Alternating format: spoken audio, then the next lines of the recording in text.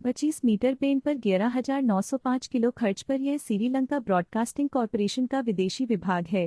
जी हाँ दोस्तों, 25 metre band और 11,905 किलो खर्च पर ये जो आप सुन रहे थे, श्रीलंका ब्रॉडकास्टिंग कॉरपोरेशन का विदेशी विभाग, बचपन से लेकर अब तक ये आवाज आप सुनते आ रहे हैं। ये रेडियो सिलोन, या ये कह लीजिए कि श्रीलंका में प्रसारित जो हिंदी सेवा है, ये उसका ही स्टार्टिंग में ऐसा ही हुआ करता था।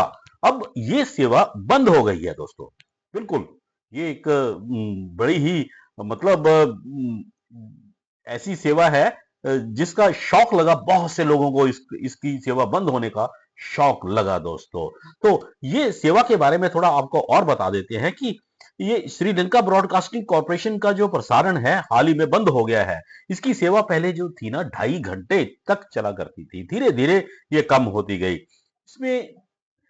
और दुनिया का ये दूसरा रेडियो स्टेशन था दोस्तों। यूरोप में प्रसारण के उद्घाटन के ठीक 4 साल बाद 1923 में ये टेलीग्राफ विभाग द्वारा, एक अंग्रेजों द्वारा ये इसको शुरू किया गया था। 6 नवंबर 1919 को पहला जो रेडियो स्टेशन था दुनिया का, वो नीदरलैंड में हेग में शुरू हुआ था। जो रेडियो सिलोन था वो 1925 में इसकी शुरुआत हो गई थी दोस्तों।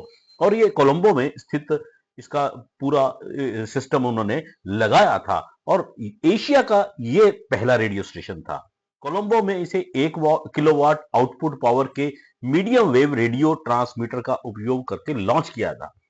बीबीसी के लॉन्च होने के सिर्फ 3 साल बाद यह शुरू हो गया था। कोलंबो रेडियो एशिया का पहला रेडियो स्टेशन और दूसरा सबसे पुराना रेडियो स्टेशन था दोस्तों। रेडियो सिलोन की एक हिंदी सेवा हुआ करती थी दोस्तों, जिसे 1950 के दशक में इसको लॉन्च किया गया था। डैन मोलिना, फ्रैंक कोटिनी और एस हरिहरन के इसके जो प्रयास थे, उन्होंने भारत में विज्ञापन जो रेवेन्यू था, लाखों रुपए उस समय इस रेडियो स्टेशन के जो कार्यक्रम थे उसके लिए इकट्ठे किए दोस्तों। उनकी एड एजेंसी थी, न्यूज एजेंसी भी कह सकते थे उस जमाने में। तीनों ने रेडियो सिलोन के विज्ञापन एजेंट के रूप में रेडियो विज्ञापन सेवाएं संचालित की थी उस दौरान। स्टेशन ने कुछ सबसे लोकप्रिय भारतीय उद्घोषकों को नियुक्त किया, जिन्होंने दक्षिण एशिया में रेडियो सिलोन को एयरवेज के राजा के रूप में स्थापित करने में महत्वपूर्ण भूमिका निभाई। उनमें से गंजावर माफ कीजिए गंजवार बहने, विमला और कामिनी, विजय किशोर दुबे, गोपाल शर्मा, राकेश शर्मा, हसन रजवी, कुमार और मनोहर महाजन। बाद में सुनील दत्त साहब, जो हिंदी फिल्मों के सुपरस्टार रहे हैं दोस्तों, और अमीन साहनी और उनके बड़े भाई हामिद साहनी। हालांकि रेडियो सिलोन द्वारा ये नियुक्त नहीं किए गए थे, लेकिन जो स्पॉन्सर्ड प्रोग्राम था, प्रायोजित प्रोग्राम था, बिना का गीत माला पहली बार 1952 में प्रसारित किया गया था। ये उनके उद्घोषक के रूप में काम किया, और लिप्टन के सितारे जैसे कार्यक्रमों के प्रसारण के लिए रेडियो सिलोन का उपयोग करके वह दुनिया में मशहूर हो गए, और उनका नाम सुनहरी अक्षरों में लिया जाने लगा दोस्तों। तो रेडियो जो श्रीलंका ब्रॉडकास्टिंग कॉरपोरेशन का जो प्रसारण है, वो जैसा कि आपको बताया कि वो बंद हो चुका है दोस्तों। इसकी जो सेवा थी पहले 2.5 घंटे थी और धीरे धीरे कम होती गई।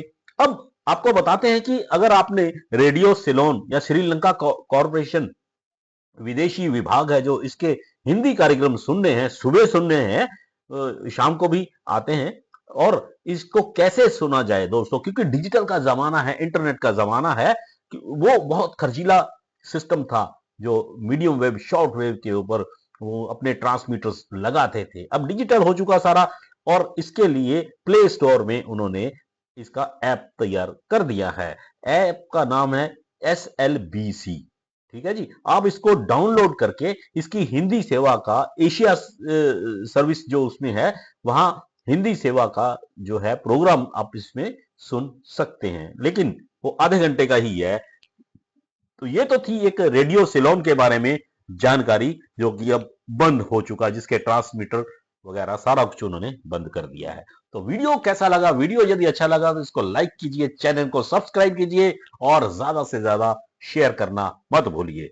धन्यवाद।